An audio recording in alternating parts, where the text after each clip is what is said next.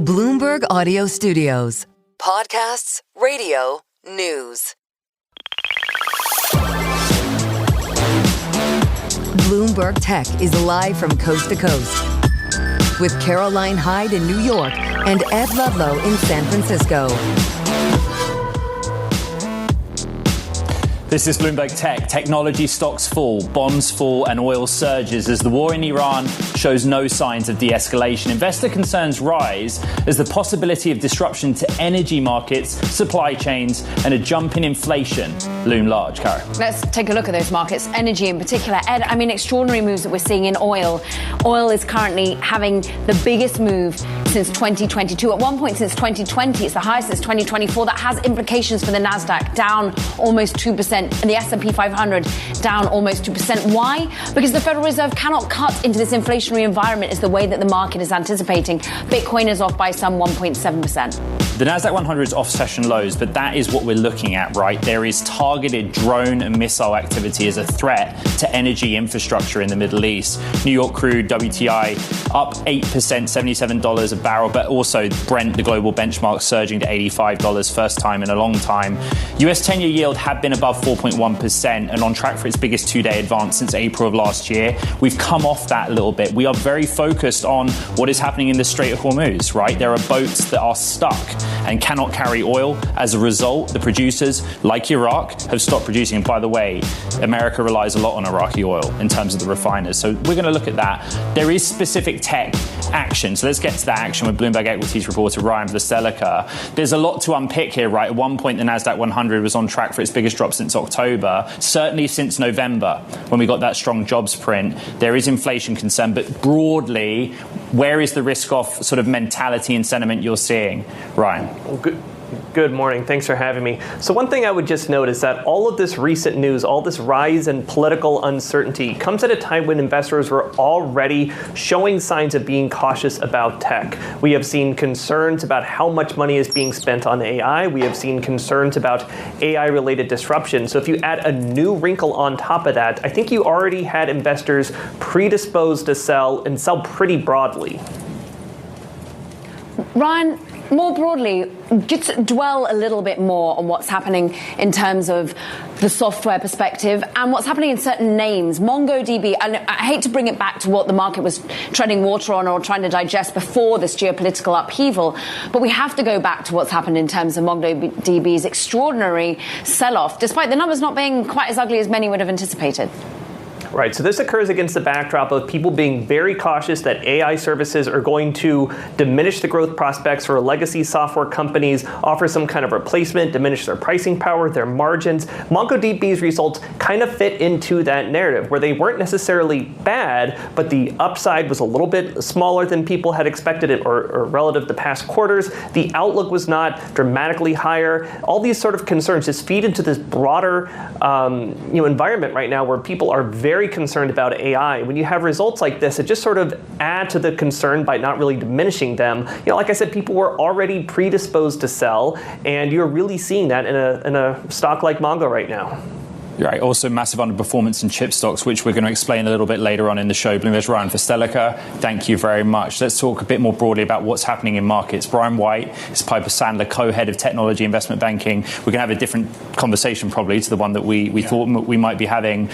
Caroline made a really interesting observation at the desk this morning. You look at a name like Palantir, for example, still down significantly. There was a big run up yesterday. Cyber stocks under pressure. Those are areas that you might think in this scenario, this environment, a war in Iran, might go to the upside. It's an area that you look at, software. Go from there, please. Yeah, I mean, I think that it's still going to be the bright spot in this market. I think the challenge that we have right now is that this increasingly looks like a prolonged conflict, and so investors are selling off right now. They're panicking in regards to what continues to go on. This doesn't appear to be kind of the limited engagements that we've seen traditionally, and so thus, when you're looking, broadly and you step back, I still think if you want to be in cyber or you want to be in defense, those are going to be bright spots. But right now, everything's risk off. Co-head of Tech IB at Piper Sandler, I've read your CV. I hope you don't mind. And, you know the apparatus of government well. Yes. How important is that kicks in a market environment like this? You understand the understandable, what a policymaker may or not do in a war environment? I think it's helpful because you can put things in context. I mean, fundamentally, what we look to do is advise clients on how to navigate this turmoil, and having the experience to see how government thinks through these issues, particularly during conflict like this, is critical, because we're not just dealing with the AI disruption, we're dealing with geopolitical disruption, and clients are wondering, how do I raise capital in this environment? Should I think about M&A on the buy side or the sell side? Right. This is where people are going to be thinking about what moves should I make to take advantage of the uncertainty in this environment. Because as we know, people that are able to do smart moves right now often are the long-term winners because they don't sit back, risk off. And that experience is helpful when I'm advising clients. How much is that experience applicable to the current administration, though? Well, I think it's traditionally, the levers of government remain pretty stable. There is obviously some political influence that goes on over the years, but one thing that we should all take great regard in is just the experience of the military that is there, the decision apparatus, and what has been in place to make these informed decisions. I think as we're increasingly seeing, this is going to be a prolonged conflict. Right. It is going to require a lot of deft policy making, particularly as we engage with the Middle East that is in a bit of turmoil. I don't think when we woke up on Saturday morning, people nearly suspected how wide this would appear to be. And so people are going to be looking for some off-ramps soon, and the market impact of that is unknown. And that is what people are reacting to right now. So without wanting to be just knee-jerk and thinking through if this could be a longer-term conflict, if there's inflationary pressure there, what does it mean in terms of the influence that AI has been having on the market thus far? Do you just stay in the winners that have been working and, yes, maybe over-allocate a little bit more even to defense tech? I think defense will be a bright spot. And then even before Iran, defense looked like an area where there was going to be tremendous innovation. I mean, what we're continuing to see is that people are looking for new technology, new approaches. We have a increased geopolitical conflict in this world. So being in defense is a good place to be. And that was pre-Iran. And as it relates to AI, I think there will remain some bright spots, particularly in infrastructure, particularly in cyber. Right. Those are going to be good places to be. And over time, I think people will gain more confidence as we see earnings come out. I mean, don't forget, we still got a couple more weeks of earnings to go this week. We're going to have news out of a couple of the technology conferences, and hopefully that will start to calm this market down a little bit more, and people will realize that this is a bit of a sell-off that is not, applicable to all. Just really quick, and trying to keep this on the news, DHS is warning, right, which seems inevitable, about the threat to citizens in this country in response. Cyber. Just give me more on cyber and why it's not getting more traction in this environment. Yeah, I would say two things. First and foremost, we've always known that Iran, via its proxies like Hezbollah, may have the capacity to do something in the American homeland. So I think that's partially what we're hearing from the administration. I think more saliently, though, is that people need to invest in cyber right now. The attack surface for both the private sector as well as the public sector could not be any higher in terms of their threat environment. So everybody should be paying more attention to what they need to do, because the Iranian cyber capability is quite strong.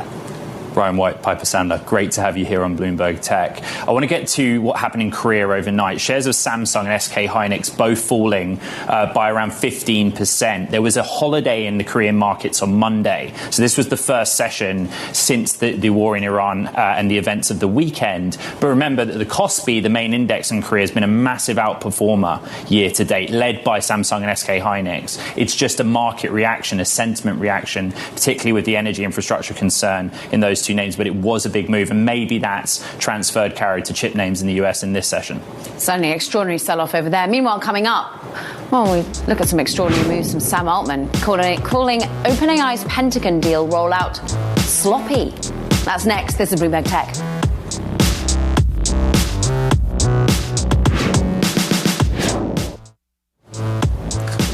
OpenAI is facing backlash over its new Pentagon deal, and CEO Sam Altman is admitting the rollout was mishandled. In a post, Altman said the company shouldn't have rushed the announcement, saying it looked, quote, opportunistic and sloppy.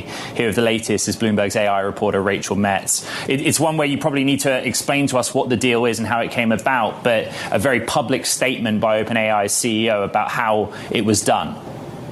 Yeah, I mean, this was all part of this really rushed situation that happened over several days. We had Anthropic squaring off against the Pentagon saying we're not going to be using Anthropic's AI models anymore, and making some even further declarations than that about how companies perhaps could even use Anthropic's models if they work with the government. And then OpenAI very quickly swooped in and said, we have a deal with the government. So I think that caught a lot of people maybe not so much off guard, but it certainly left a lot of people upset, including some people at OpenAI who were posting about it publicly on social media. A lot of people were painting the streets outside OpenAI and, well, fears and concerns, Rachel. This has prompted a backlash that is actually impacting downloads of ChatGPT and certainly has been pushing those to be getting into Anthropic's offering Claude instead. It would feel like the numbers stack out in that way, Rachel. But talk us through ultimately what has been changed in terms of their agreement with the Pentagon, if anything. I mean, it sounds like OpenAI has basically done a little bit more back and forth with the Pentagon to make sure that the red lines that OpenAI says are in place regarding their software not being used for surveillance will be kept in place. Rachel, sorry, do we have any understanding of like how big a piece of OpenAI's business this is? Like, is this something like severely critical to them, or is it still the case that, you know, ChatGPT subscribers and enterprise is really what they're most concerned about? I mean, at this point, I don't think that this is like an overarching piece of their business. I think it is a smaller piece. But as we've seen with the disagreement between Anthropic and the Pentagon, just having this kind of connection can really telegraph a lot about your business, and it could lead to other things, other ripple effects, and other kinds of business either happening or not happening now or in the future. Rachel Metz, thank you so much. An ongoing narrative that involves geopolitics at the same time as generative AI. Let's take a look at those tech markets in the eye of a geopolitical storm that is Middle Eastern conflict. We're currently seeing 1.7% lower on the NASDAQ 100. We had fallen more than 2%. Yeah. In fact, only 13 names are on the green on the NASDAQ 100 as we speak. New York crude is where the action lies. We're up more than 8%, Ed. We're seeing this inflationary tension mean that people think the Federal Reserve cannot cut into the situation. Right. Therefore, that has a long-term impact on the value of stocks right now. We're way off session lows, but at one point we're on track for the biggest drop on the NASDAQ 100 since October, when the president was really escalating the tariff tension with China. That's how markets are weighing in here. We're also tracking shares of Nvidia. One of the top stories on the Bloomberg terminal and on .com, down 1.6%. The US is weighing new limits on Nvidia's AI chip sales to China, including a potential cap of 75,000 of its H200 accelerators to any one single Chinese company. That's according to sources. Bloomberg's Ian King is here to explain it. When that regulatory filing hit at earnings, they were pretty clear that they have no idea whether China would even let the chips in. But what we're reporting is on the US side, putting a cap on the export, the cap level and the strategy behind it. What do we know? Yeah, I mean, the understanding had been that the US side was more amenable to this happening. Right. And that China was kind of the roadblock.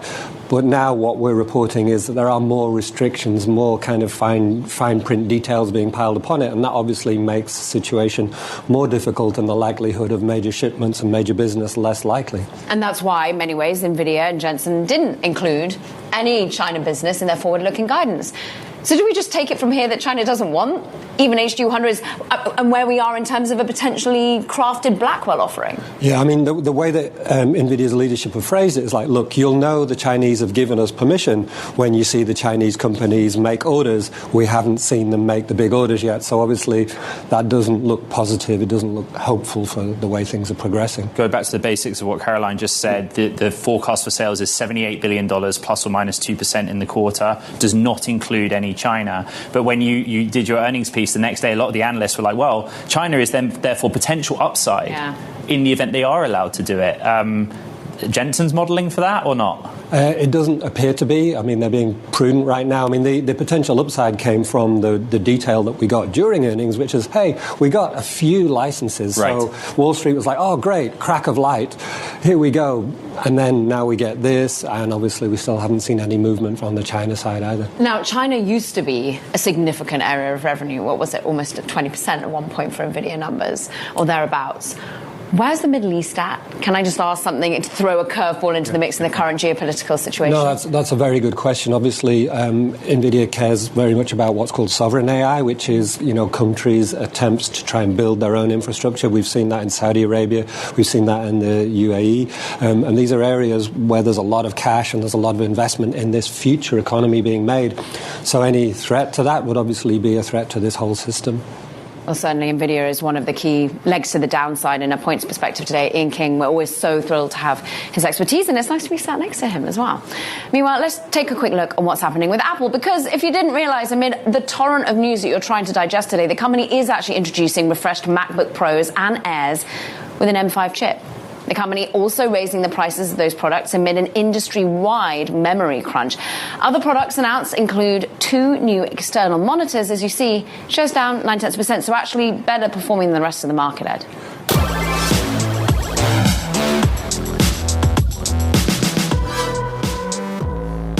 Welcome back to Bloomberg Tech. War in the Middle East. We take a look at what's happening in the markets amid a US-Israeli focus on Iran. We've got the Nasdaq 100 off by 1.6%. Micron leading you on the points perspective to the downside. So too is Nvidia. We're seeing the S&P 500 off by 1.5%. Bitcoin is acting like a risk asset today. We're back lower, but it's still elevated versus where it was on the weekend. 68,800 is where we trade. Move on to individual names, because it is important to see where the impact of tension and ongoing war in the Middle East, where it has and what it does to assets owned by Amazon, for example. AWS warning of prolonged disruptions to its services after drone strikes damaged 3 of its data centers in the Middle East. They say the company said drones had directly struck 2 facilities in the UAE and damaged infrastructure near other facilities in Bahrain. Palantir, the sentiment shift today is so negative that even companies that are meant to benefit from the focus on defense and defense tech are on the lower side. We're off by 1.4% after a rally yesterday. More analysts are going positive on Palantir, of course, software that's used by the government very much into defense perspective. And we're seeing 20 out of 31 analysts now saying buy the stock, Ed. Okay, shares of defense firms have joined the market sell-off, even as the conflict in Iran reinforces their critical role, the critical role of the US primes. Let's bring in Bloomberg Intelligence senior analyst Wayne Sanders for more. Wayne, you've been keeping the React and the research up to date over the last 2 or 3 days. You have this scenario where if this conflict lasts weeks or more, you look at the airstrike capabilities the United States has and who might benefit. We showed some of those names on the screen just there, but give us your latest research, please. Yeah, absolutely. Thank you so much for having me on. When you think about this conflict so far, a lot of the munitions experts, right, you're looking at RTX, you're looking at Lockheed and Northrop, are really the ones that are set really to benefit off of part of this, because they're going to have to replenish what they've got. The problem is that as we continue to expend a lot of the munitions right now, especially if you're looking at your AIM-9Xs and your AMRAAMs, which are your aircraft missile shots, as well as your Tomahawks that are coming from your naval vessels, which comes from RTX. These are the ones right now that are going to be critical also in further contingencies that we would look down the road 2027 and beyond. So we want to make sure that there's a balance between both, that we are using them effectively now and having the ability to replenish them in the future. When we turn to you, because not only are we lucky enough to have you as a senior defense research analyst here with us at Bloomberg Intelligence, but your past experience with the Office of the Undersecretary of Defense up until 2024, the fact that you were so ingrained with the Department of the Army as well. Therefore, are we well placed when you're looking out to 2027 and the likes? And in the here and now, are we using the right strategic assets?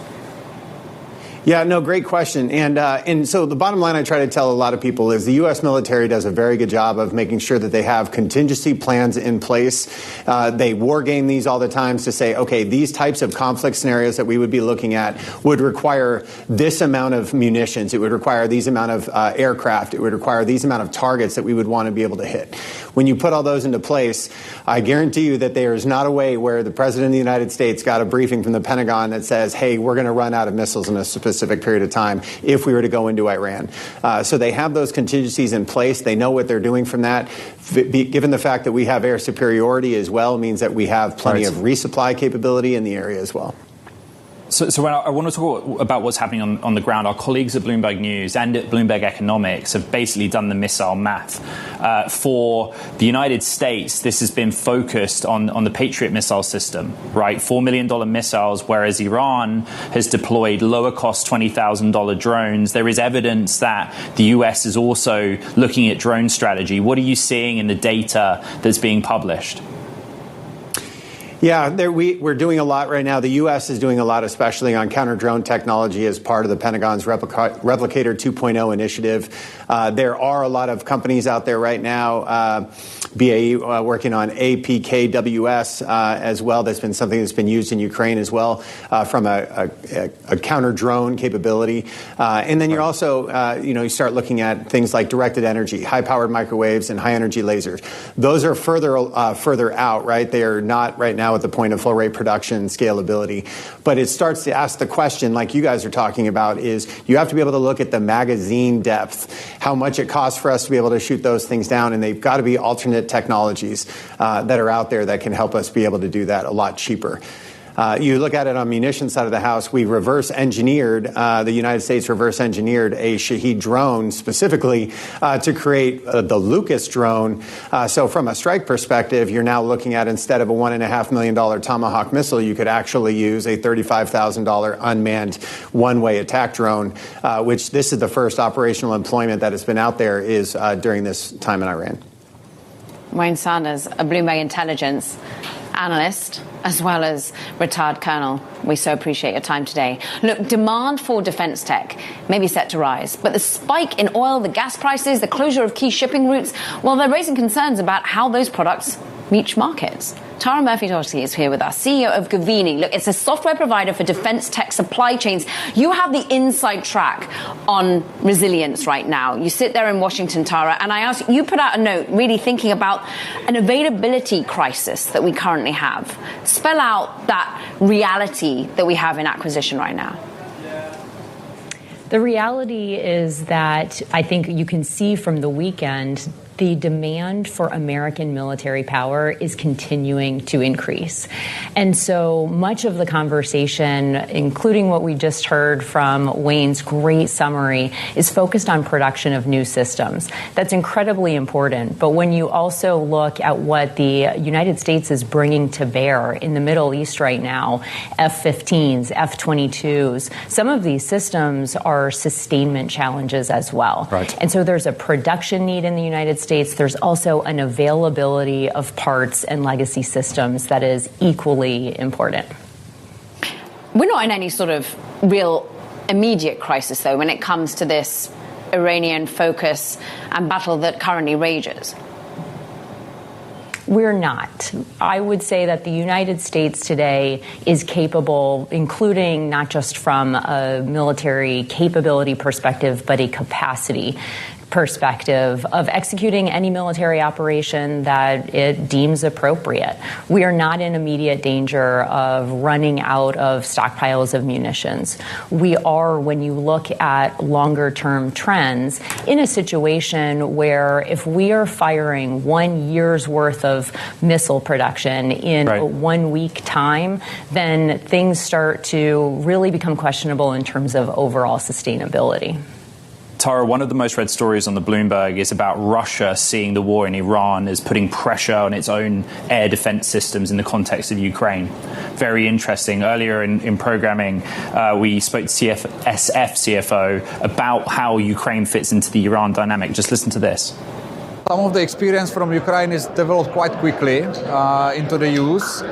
Some of this will take time, and the experience is still coming. So I'm expecting now the focus in AI as particularly is so massive, as well as all the other technologies like, for example, 3D printing of the missile, etc., what we can use within the US and European startups. Exactly the same topics you've been discussing, right? The lessons that should have been learned from Ukraine in predictive preparedness versus, like in the US military apparatus at least, this cultural just-in-time system, essentially. How do you see that learning from Ukraine and what we're seeing in Iran? I think you put it perfectly, Ed. I don't think the learning has been absorbed enough. And we know that AI, the era is upon us. And what we need to do as a U.S. military, as a U.S. national security apparatus, is better harness it for U.S. national security aims and overall American interests. Your point about being able to look ahead here is such a good example of where AI can be powerful. You know, we were just talking about the impact of this war with Iran, or this military crisis with Iran and on the primes. And yet one great example of how Gavini uses AI in this context is to demonstrate that when you look past the primes, the sub-tier suppliers of critical parts for those munitions are shared. And so you end up with these bottlenecks and choke points in the supply chains for military systems that used to be completely invisible to decision makers. That's not true today with what you can do with AI and data. And so the next step is we understand those dynamics. What are we doing about it from a pre-positioning and stockpile management perspective? Tara Murphy-Doherty, CEO of Gavini, thank you very much. So coming up in the program, Coherent CEO Jim Anderson joins us to talk about his company's new strategic partnership with Nvidia that includes a $2 billion investment. That's next. This is Bloomberg Tech.